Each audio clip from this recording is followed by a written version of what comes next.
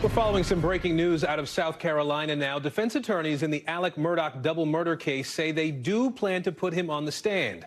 Murdaugh is standing trial in the killings of his wife and son in 2021. NBC News correspondent Catie Beck is outside the courthouse for us in South Carolina. So, Catie, defense attorneys just confirmed this a few minutes ago. What more do we know? Yeah, we know that this is a strong possibility that they are considering putting Alex Murdaugh on the stand tomorrow. We've been told that's the plan.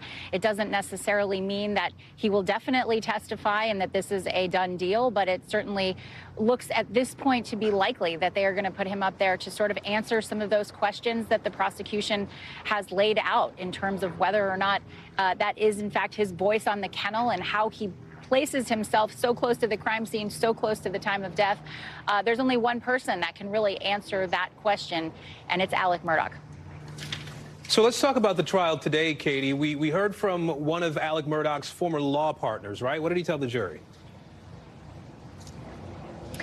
So Mark Ball was a former partner, a friend of Alex Murdaugh, and he was a defense witness, but he really was a double-edged sword because while he sort of talked about the sloppy investigation that he believes SLED did, leaving behind bullets, leaving behind even remains of Paul Murdaugh after the crime scene had been cleared, he also talked about what a nice person Alex was, how he believed he was a family man, and that, you know, it was hard to believe this was even possible.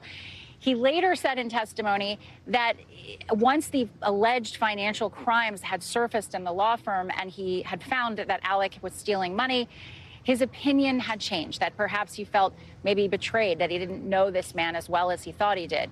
Here's his thoughts on that from the stand.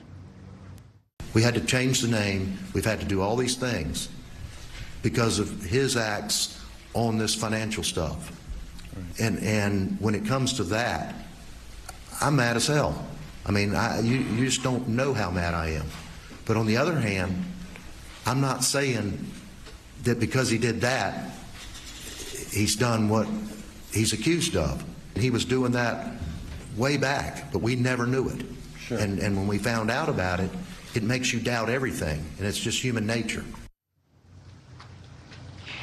Again, this was a witness for the defense, but offering also a counter that, you know, after hearing these things that did not match up with the person he thought Alex Murdaugh was, perhaps he didn't know him that well after all.